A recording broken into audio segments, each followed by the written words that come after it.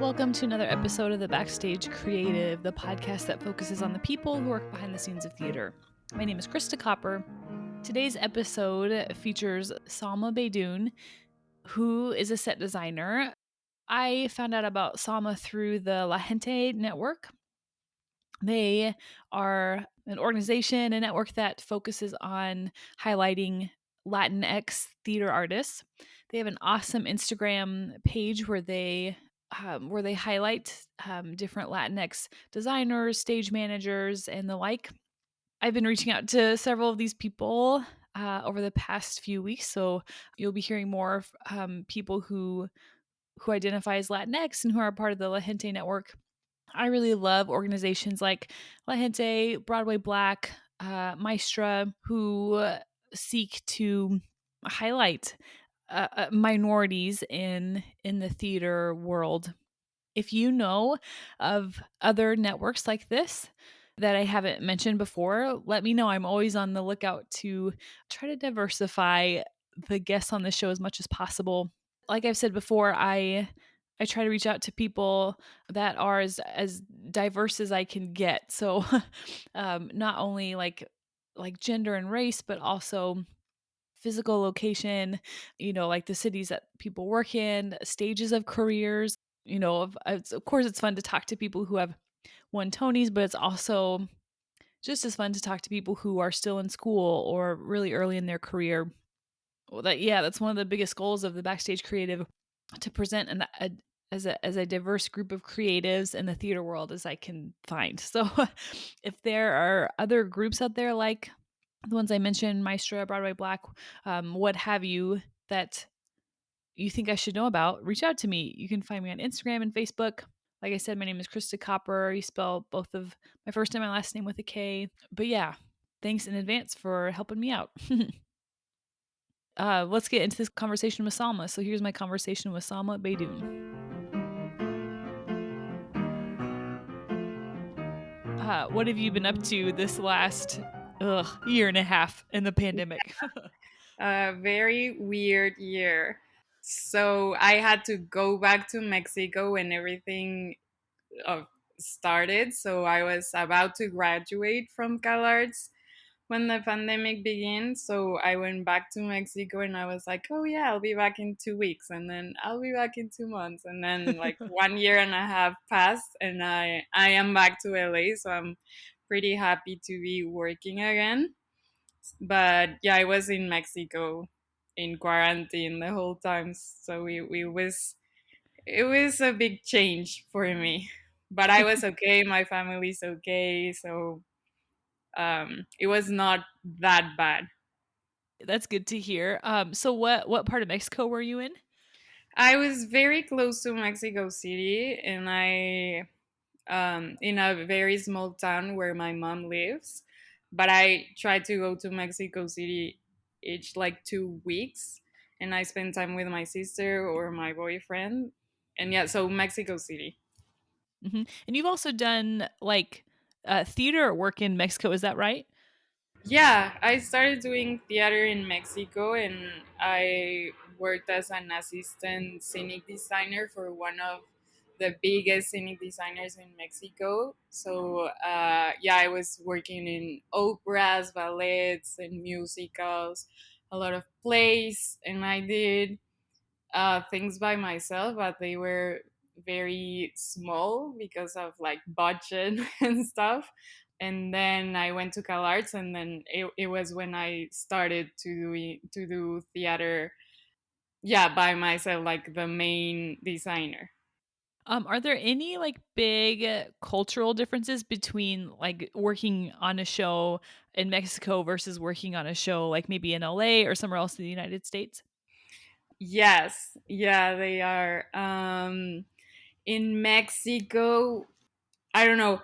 I don't know if it was because of I was working in CalArts and it's an institution, so it was difficult because of all the rules and like paperwork you had to do if you had like a weird idea. Like I tried to make a show with food, and it was so hard for like to get an approval, and I'm like in Mexico this would been very easy because I think yeah, you had an idea and you just do it, and because it's your own work, you don't need to ask for permission. So it was more difficult here to make those ideas happen than in Mexico City. Yeah, culturally, I don't know. The process is the same, and I work with a Polish team to make a play that it was like a collaboration between CMP from CalArts, that is Center for New Performances, and Studio Theater in Poland. So I was the scenic designer for a show, and they came, and I was like, oh, they work so like we work in Mexico. It's very similar. I don't know if because like like Poland and Mexico, we don't have like a lot of budget when working, so it's very organic the way we work. Um, and I'm surprised that Americans say that, oh, we don't have any like money for arts, but for me it's like less than that. So um, yeah. Mm-hmm.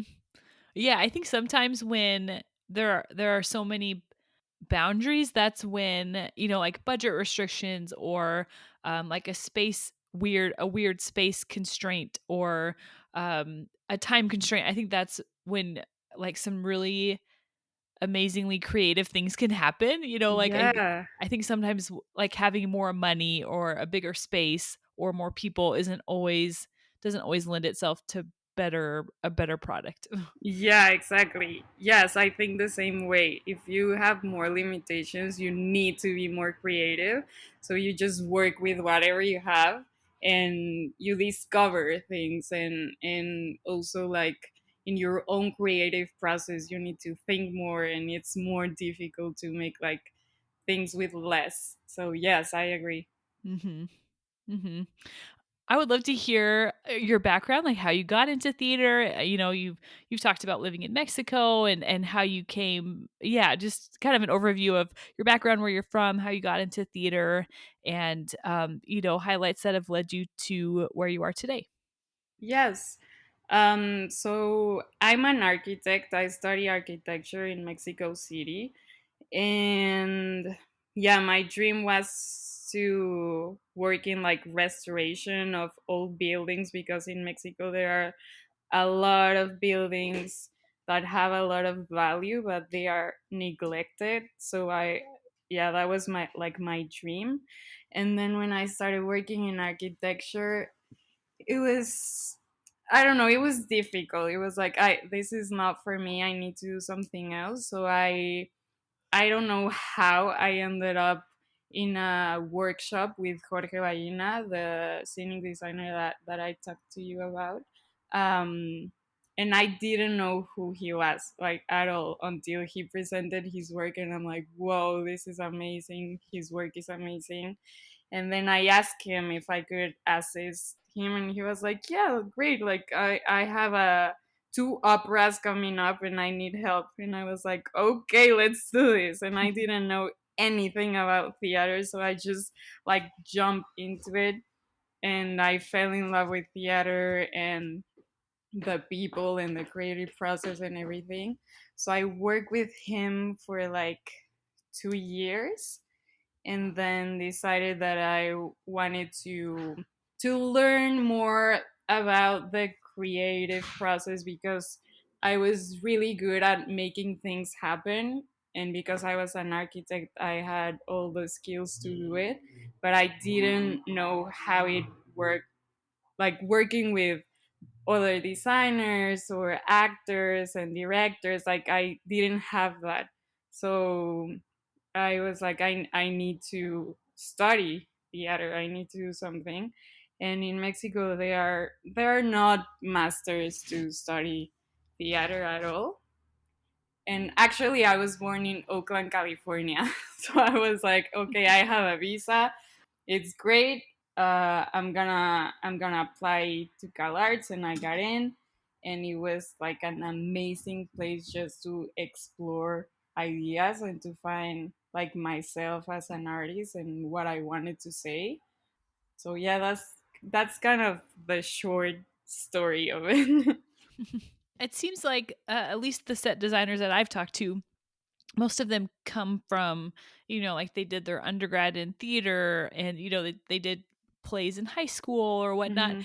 I mean, like, obviously architecture applies a lot to set design, but do you think there's any difference in how kind of you approach set design coming from an architecture background versus someone who has like a theater background? Yes, a little bit. I'm used to thinking like big spaces and one big gesture and make everything work with one space and like a lot of movement and changing that space. Um, and I think the like American school of theater, it's different than like the rest of the world. So when I came here, I mean I didn't used to read theater or anything before coming to CalArts. I had to like adapt to study the double of like what other people already knew about theater and playwrights and like people in the industry.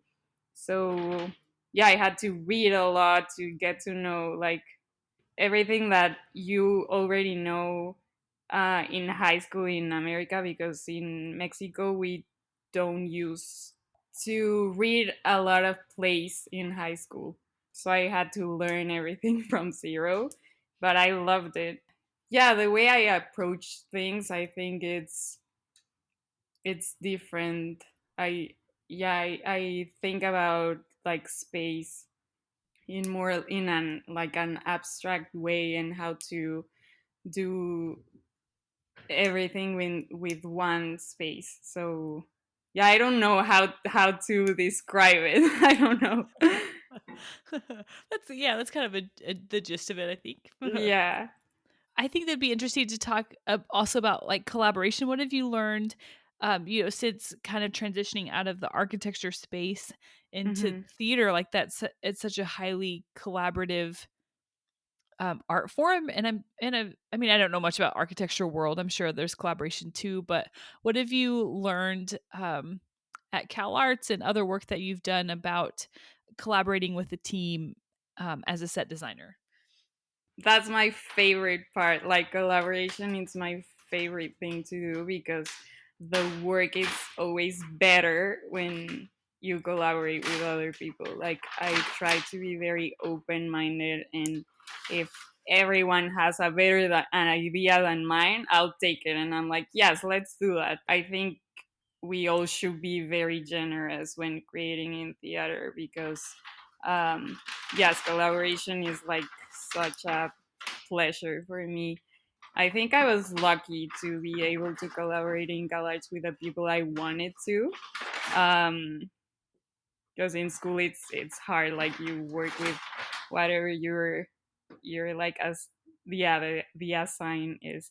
So I was lucky to be able to choose the people I wanted to work with, and I think I found out that I connected more with people of color, to be honest.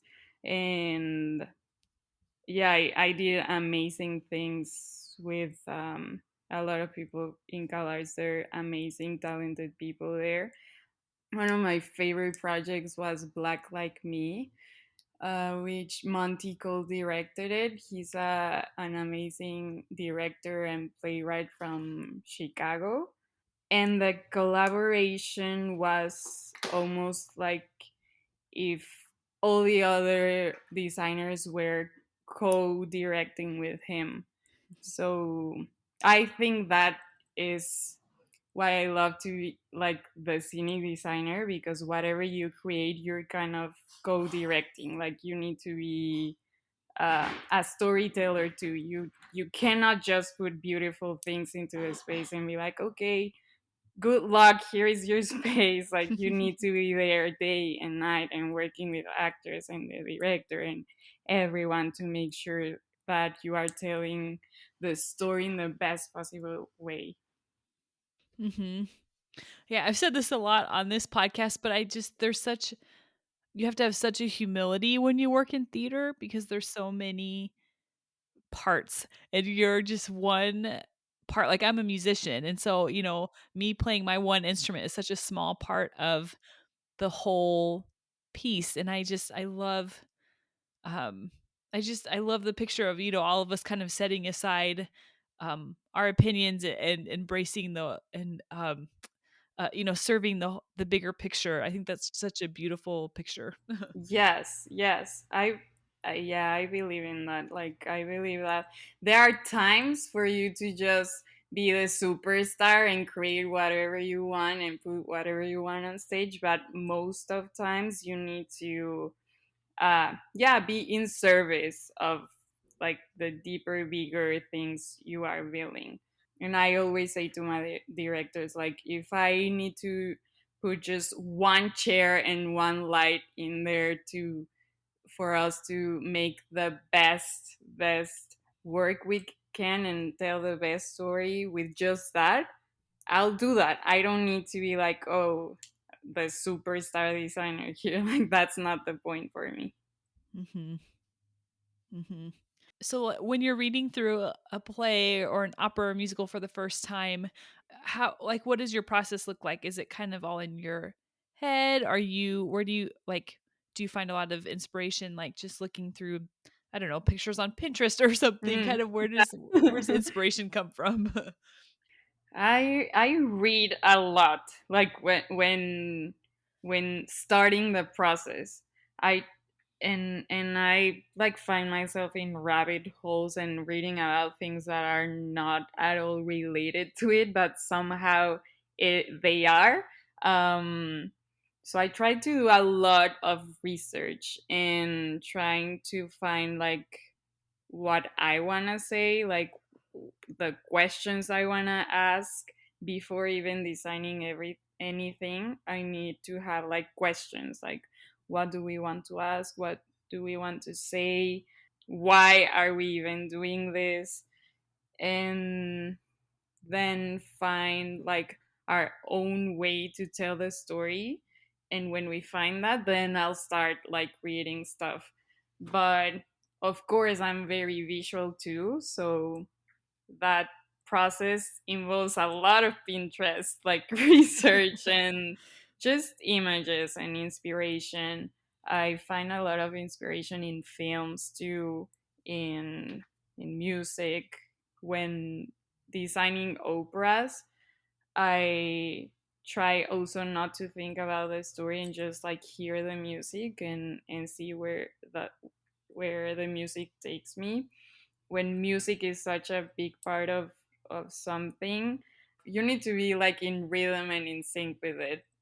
So I I don't know why I love scenic elements moving a lot. I always like create something and be like, oh, and this can move, and then this can move too. Like movement is so important for me, and with music, like of course, it's all movement. So yeah, I think I try to make everything be like whole, like in the same world, because also when creating in collaboration is very hard to be in sync with everyone, because sometimes when you go and see a play or something, it's like the light is in its own world and the music it's like in a different play and the actors in another. So when you really find like um, those questions in the beginning and everyone understands like what they are doing, you always come back to that, like, okay, I think this is not the way. Let's come back to those thoughts that in the beginning, like what are the things that made us do this in the first place. So I think that research and that conversations in the beginning are super important. I love thinking about questions. um, Yeah. and I think, having a podcast, I'm always trying to ask better questions, and I'm Hmm. always trying to improve my question asking uh, Yeah. skill. So I love that you mentioned, like, starting with questions and having questions. Hmm. Um, I think that I'm sure that also helps like the collaborative space too, is, having questions that Hmm. to talk about and to keep the conversation going. Exactly. Yes. Hmm. Have you always been like a question asker, or has that been something that's kind of developed through theater? I think it developed through theater. Maybe I had it, but I didn't like develop it a lot before doing theater because I don't know. Like yeah, it's about asking questions, but I don't think it's about trying to resolve them or be like, this is the answer. It's just Mm. throwing in questions and let the audience like think about it because like to create spaces to think. I'm interested in that. So you need to throw questions and ask questions and then keep the conversation going like you said. I think that's why I do theater, to talk about things, not to be like, oh, this is how you should think or this is how you should feel, because I don't like projects that tell me how to feel or tell me how to think, but I like to see things that I couldn't see before. I think that's also important. Hmm. I agree. I think as you were talking, I was thinking back on like some of the shows I've done that have left me like questioning, or I've Hmm. music that I've listened to that I just sticks with me and makes me ask questions like why is this sticking with me? Why did I like it? Yeah. Why did I hate it? Why did I Yes. and yeah, it comes back to like questions, and you walk away and you're thinking about it and you're Hmm. questioning, and those are the stories and the art that I think sticks with you the longest, is the ones that make you question. Exactly, and that you go home and you like Google things and like you're interested in. Yes. Mhm. Yeah. Mhm. Do you ever get stuck, or do you ever run up against a dead end when you're designing, and how do you get out of that? Oh my God. Yes. I think we all do. Yeah. It's like, first it's like, I have an idea. Oh, I love it. Now I hate it. Like, oh my God, why did I did this? Yes. It's, of course. I think time and like, time is so important, just to be like, okay, don't try to be so intense. And because I'm super obsessive when I'm creating something, that I cannot sleep and I'm thinking about it all day and it's like my mind cannot stop. So I think when I need to just like move on from that, I need to like meditate or do something else and think about something else to for the process to move. Yeah, I think it's just giving space to your own thoughts. Like, okay, give me a second. I need to do something else. I need to like just breathe, and the ideas will resolve themselves. And then I don't know, the power of theater, and it's like magic. It's like everything works out at the end. I don't know how like Yeah. that happens, but I love it. Yeah, I've been a part of many a show where you're sitting on the last tech week rehearsal and you're like, there's no way. There's no Yes, way we're gonna get through this exactly. tomorrow night on opening night. But yet Yeah. somehow somehow we do. Yes, exactly. Yeah, I have a collective, a theater collective with friends in Mexico City, and 1 week before opening, our like mentor came and he was like, what is this? Like, this is like, you cannot open the show with what you have right now. So we were so like freaked out. What are we gonna do? We have 1 week, and I don't know, it just like, it was beautiful and people are still loving it like 6 years later. I don't know what happened, but we did it. Yeah. I don't know. Yeah. It's such a mystery, and maybe it's best left to be a mystery, like Exactly. not every question needs to be answered maybe, but Yeah. Yes. So you've mentioned that you design for opera and play. Are there any like major differences between designing for an opera versus a musical versus a play? Yeah, I think so. And I think also it's the people you work with more that the process can change. At first I didn't understand how to design opera, so that's why in CalArts I was like, I'm gonna like for theoretical work, I'm gonna do 5 operas until I get one right because it was not working. I think the process is still the same, like research and a lot of visual research, going to like museums to find inspiration and watch films and just talk to people and have conversations. I think the process is the same, but I mean, for opera, I always try to go big when just thinking about it, just because I can, like just because I love big operas. But then I don't know, working with more like conceptual artists is different. It's more about what you wanna say and like what to put on stage to say it, because the space for me is like another character in the play and it needs to say something and like work with the actors too. So I don't know, I think it depends more with the people you work with.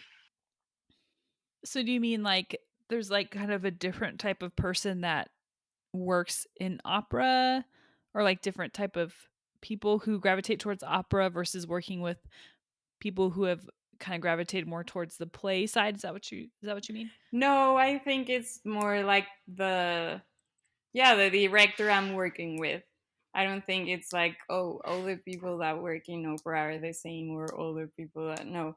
It's more like the directors and their points of view. And I know that if I work, for example, with a friend of mine that is still at CalArts called Peng, she's an amazing director, and she has all these crazy ideas. So I'm like more free to be more creative than with other people.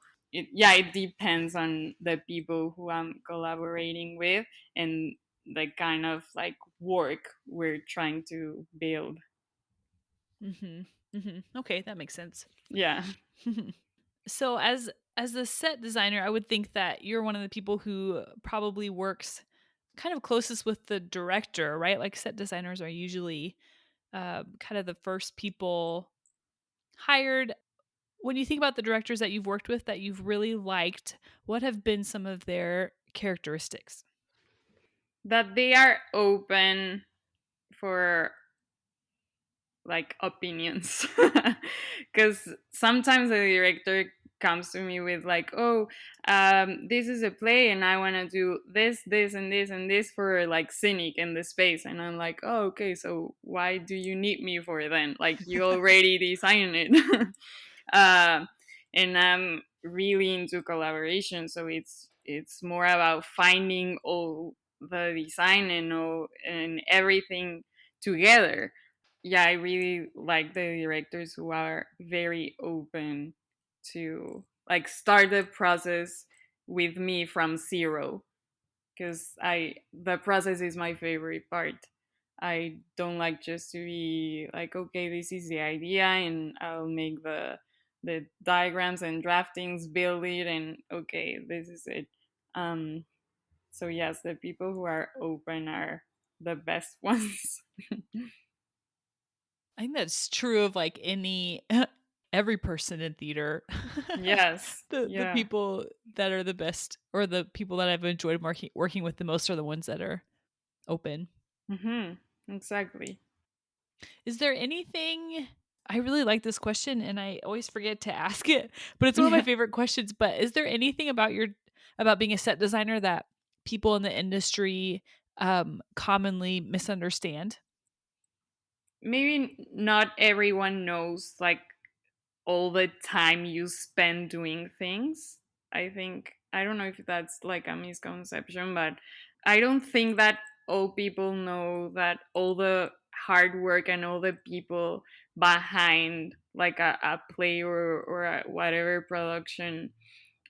So yeah, sometimes it's like, oh, I want to do this, this, and this in 3 days, and with this money, and it's like, no, like that's not possible. Like you have a whole team working here, and it takes time, and I think that's the most I can say about this. Yeah, I've been amazed. I think like set costume and to some extent sound. Hmm. A lot of people have talked about kind of how extensive the research process is. Hmm. And that was something that I had never thought about, like all of the research and, time on the internet and reading books that it takes to get a design concept on stage or on people's bodies. And so that's something that I've grown in appreciation for is all of the like the Yeah. research process that you guys go through. Yeah, it takes a lot of time to have a good idea. I mean, yeah, you can do whatever and you'll do it, but to really to have a really good thing, you need time. Yeah, and it seems like theaters always we're always short on time. I know, always. It's Always. not enough. So as a set designer, you are a leader, right? Like you go into the scene shop and you're giving people the plans and you're communicating with carpenters and painters. And how do you try to lead well as a set designer? Mhm. I mean, you need to be very prepared for anything.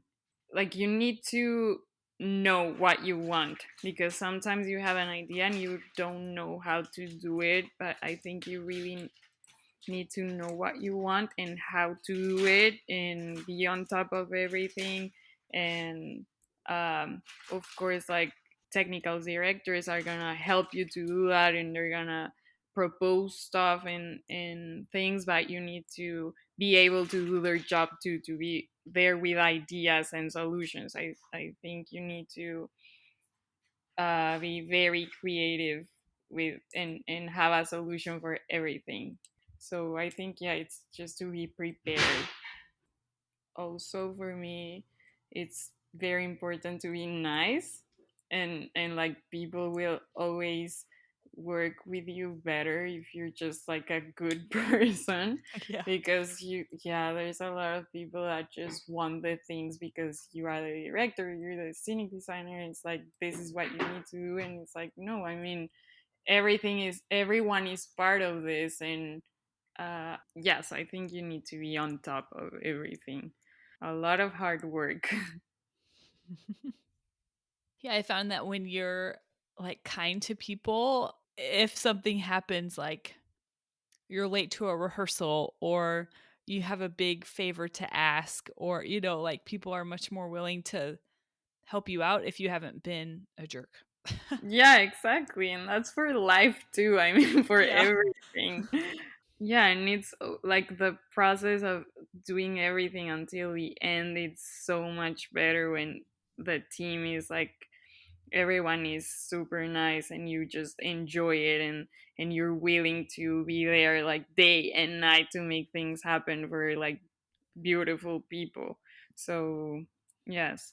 Yeah. I agree with that. Yeah. Have you finished your masters at Cal Arts?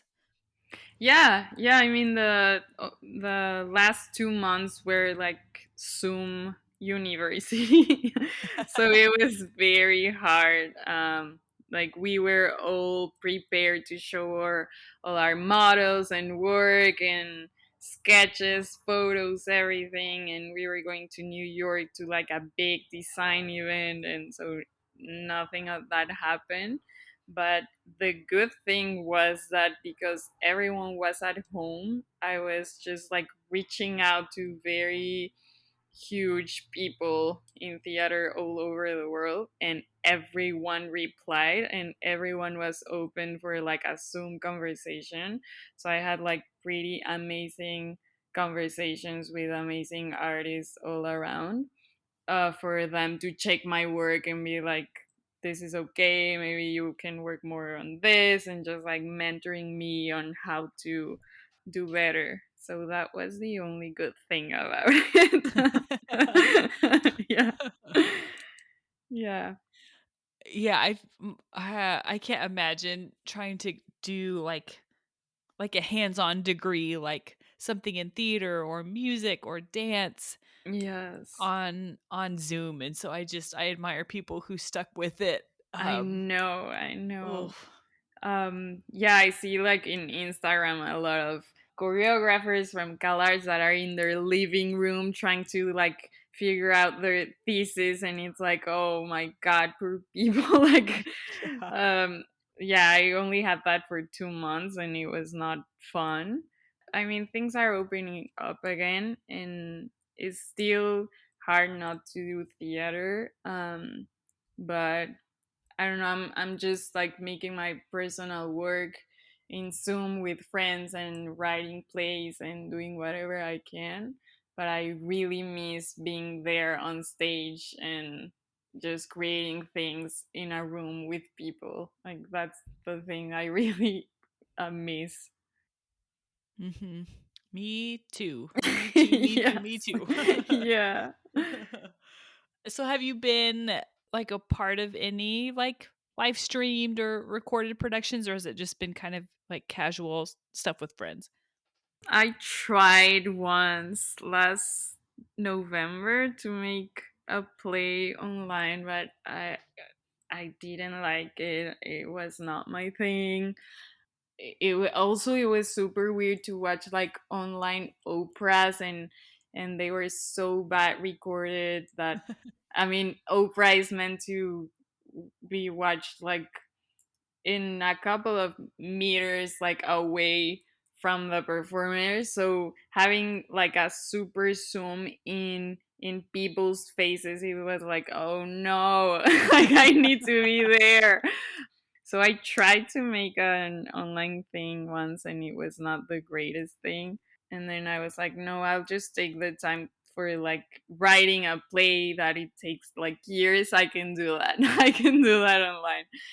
So yeah, I'm trying to play about Puerto Rico's relationship with the U.S. with a Puerto Rican friend from CalArts and another lighting designer. He's from Egypt. He's amazing, and a friend from New York. So each week we meet in Zoom, and it's like the most amazing hour of my week because like I'm doing theater.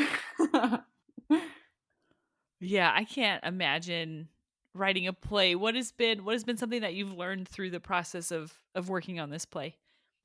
I've never read a play before, so I'm really trying. And because it's more like a documentary, I think it's more easy for me to do that. At the beginning it was really hard because we didn't know how to like visualize things. We didn't know how to like write an idea or do a sketch and just like show everyone right away, but we found like our own, yeah, way of doing things, and it's been going great actually, because a lot of it's research. We can do that from our computers, so yeah, it's not bad. That's good to hear. Well, I hope that play gets a chance to someday be on stage with a live audience. Yeah, me too, me too. We're trying to find residencies and everything maybe for next year.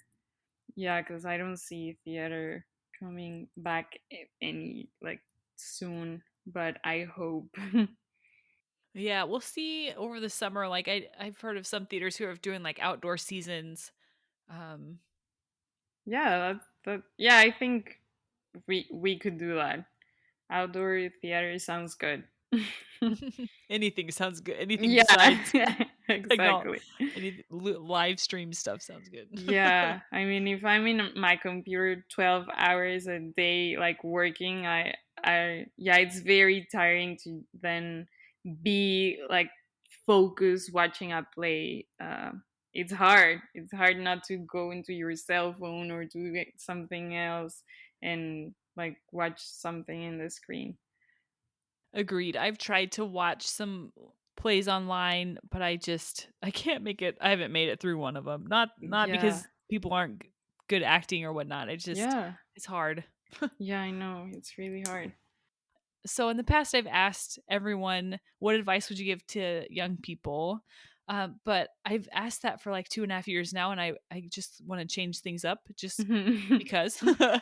And I'm totally taking this from another podcast I listened to that I'm blanking on the name of this podcast right now, but they ask people what they're excited about. So, and I really like that, especially during kind of a hard season of life for our country and for Mhm. theater and the arts and whatnot. So, what are you excited about right now?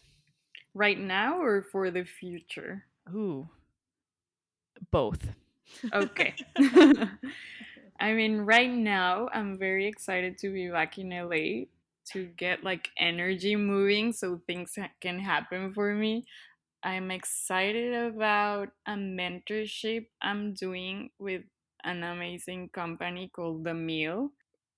They mostly work in animation for film, so I really don't know how I got this, but because I'm not an animator, but it's amazing to just see artists creating stuff. So I'm really excited about that. Really excited to this like create this play and write a play that I've never done this.